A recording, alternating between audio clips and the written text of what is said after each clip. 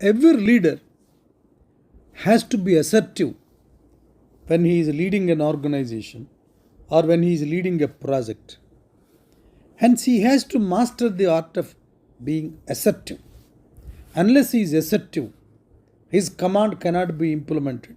His voice will not be heard by the people who are actually working in the project or in a particular field and the process where work is going on.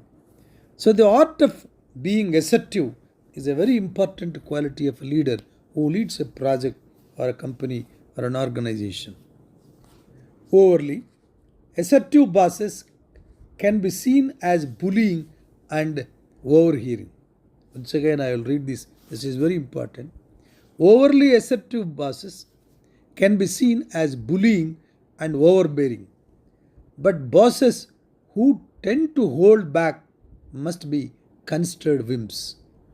Good bosses find a balance between the two. This does not mean you should try to be assertive all the time. Instead, he prepared to use both approaches.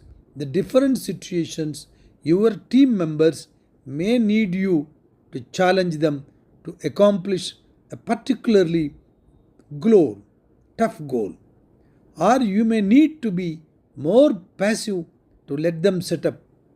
Be flexible. Use your emotional intelligence to determine when being assertive will be motivating rather than stifling. This is very important. A leader shall not give an opportunity to his team that his assertion is resulting in stifling, and laying low will be appropriate rather than discouraging. Should not drive them to the genre of discouragement. For this, a leader has to communicate and explain what is his ideology, what is his strategy, whether it is a short term strategy or a long term strategy. He has to explain very clearly to the workforce, top to bottom. Good communications know they need to use energy and enthusiasm to persuade the audience. Great communicators know they also need to explain what all excitement is about. Next time you need to share something important, be sure you convey enthusiasm but also clearly explain that what is at stake and answer the questions what does it mean. Lay out that the issue, initiative, or a problem is and be clear about that it is not. Use metaphors only if they are helpful to your point and share details that support your claims. Then define what you want people to do by establishing clear expectations. Once again, I read this is very, very important. Define what you want people to do by establishing clear expectations. Don't lose or confuse your audience with too many details, though save those for written communication. Because your communication shall not overburden the mind of the listeners, and it should not give them an impression that so much of stuff is being infused into his brain without clarity. So these things are very, very important whenever you are asserting your position.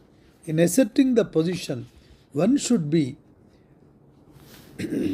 prepared even for an assumption. I am using the word. One should be prepared even for an assumption. Let your employees fail. It is natural, it is normal in any organization that every employee will have not same IQ, same level of enlightenment, same level of thinking, same level of comprehending the project and its relation to the organization and his individual role to the organization. Then there is every possibility for employees to fail. Good managers is somewhere between controlling and ignoring your job as a manager is to figure out the right balance. When you see an employee making a mistake, You may want to intervene, but people don't learn by being told how to do something right.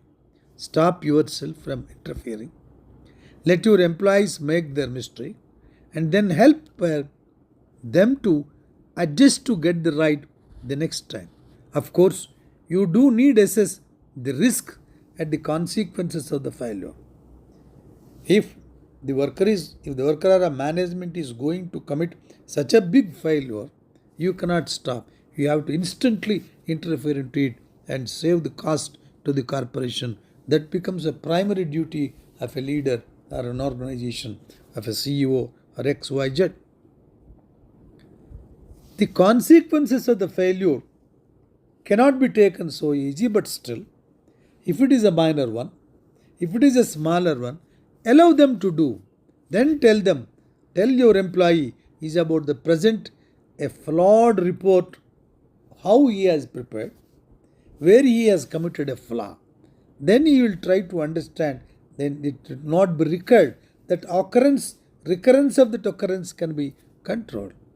The CEO may intervene depending on the situations, depending on the level of functioning, depending on the level of cost impact on the organization at an appropriate time.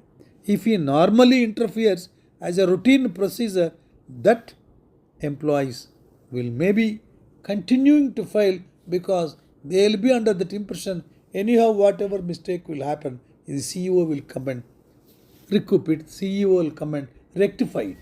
That sort of psychological tendency shall not be bring in the structure. When the risks are lower, they prepared to watch and endure more failure than you might be comfortable with. In this case, we have to, a leader or a project leader or a CEO has to take a right balance for these things, where to interfere, where not to interfere. Here, another salient feature and a sermon, I can say it is a mantra, that is, you forgive but don't forget. You forgive that mistake, but don't forget that he has done mistake and that fellow has less efficiency or maybe less IQ. You identify the spot, keep him constantly watched. Common wisdom holds the failure is inevitable, especially when innovating. If you want people to take risk and try new things, failure must be an option. But few organizations may have actually created cultures that accept gaffes. To show your support for failure, encourage your people to make the most of their blunders, try adapting and forgive, but don't forget. Approach, forgive honest mistakes, but make sure employees learn from past failures so they do not repeat them.